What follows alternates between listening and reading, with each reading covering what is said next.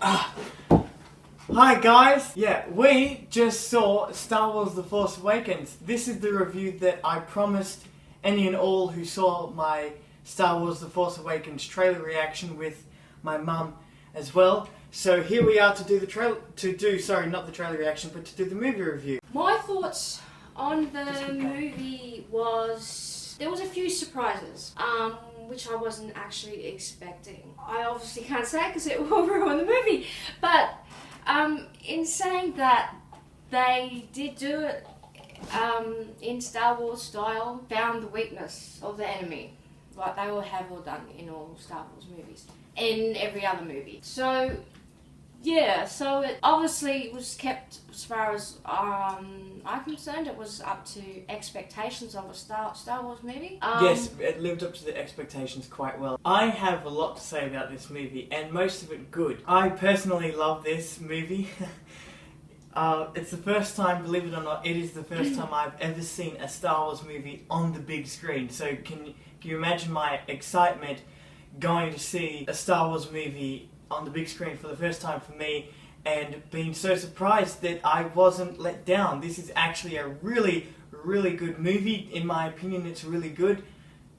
It uses a lot of aspects that the first Star Wars movie used, and what I mean by that is it tells a story of a person being hunted by the Empire. If that sounds familiar, that's exactly like Princess Leia. It tells the story of a person who is a scavenger, basically, and sells parts and stuff. If that sounds familiar, it's pretty much Luke Skywalker. You've got two new young actors, those two being these two people. I don't know their names, but I know she's Rey and he's Finn. And basically, they've swapped roles. So this is who Princess Leia is essentially, and this is who Luke Skywalker is essentially. Now you all saw it in the new Star Wars The Force Awakens poster. It's the Death Star thingy in the top right hand corner. You can call it a Death Star, but most definitely. The story of this, there's a lot of story aspects and elements that they reuse, but there's also a lot of things that are different as well. So, but I think like another movie that I can say that did that really well was Creed. It kept elements from what made the original so good, but also injected new elements to bring a new audience, and that's exactly what this Star Wars does very successfully. And I was so happy to just sit there being like, holy crap, this is exactly, I'm experiencing Creed all over again. That's what it felt like for me. The cinematography in this movie is beautiful. It is like the scenery, yeah.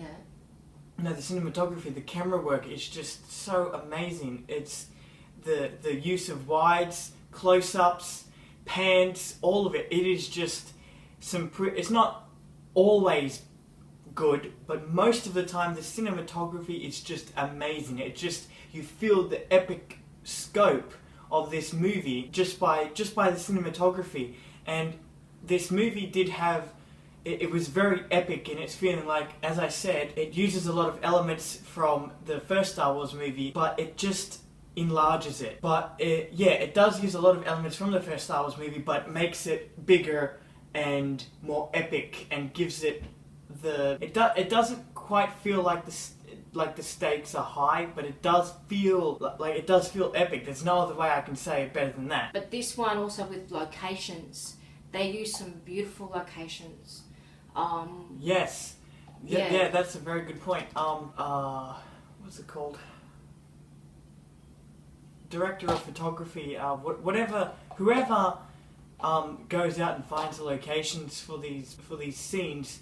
They also did a good job as well, because the locations just help with the cinematography. It just helps it look that much more beautiful.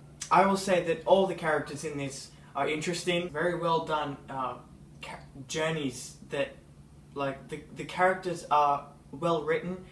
The journey that each of them go on is interesting, to say the least. But Kylo Ren is the one that stands out for me. He's the one that stands out because he is so powerful. Might not be as powerful as Darth Vader, but he is still very, very powerful. And I thought that, okay, so he's powerful, we get that, he's a badass, but are we going to see his humanity? Are we going to see him go through some troubles? Are we going to see him, are we going to see him feel? And we got that. He is powerful and almost unstoppable, but you get to see his human side and you get to see his weaknesses, and that's what makes him so interesting.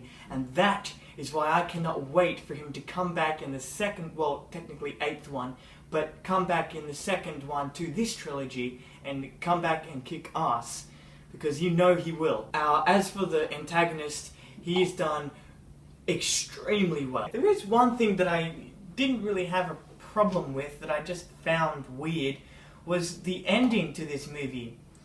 It was awkward. I was like, not what you were expecting. Like, they're both standing. If you've seen the movie, you know what I'm talking about. They're both standing there, and the person, like, there's two people. One of them is holding something in front of them, hoping that they're going to come over and grab it, and the other person is just standing there, and I'm just like, dude, you're going to go over and grab it, or what? Like, hello? I thought it would have been a better ending if they had walked over, grabbed it, and then cut to credits. I think that is it. That's all we have to say for this movie. Go and watch this movie. It is so much fun to watch, and a lot of humour as well, to really lighten the mood in the dire events that, you know, is the First Order. But seriously, go and watch this movie. You will not be disappointed, okay? I think that there are a lot of Star Wars fans, including myself, that are happy. This is the Christmas present that we've all wanted, okay? So... And I can't wait for the next one. As in the 8th one? Yes. Yeah, and I can't wait for the 9th one. But, yeah, go down, like and comment on this video, subscribe to my channel for more movie reviews, and trailer reactions and random videos at random times about random things. See ya! Bye!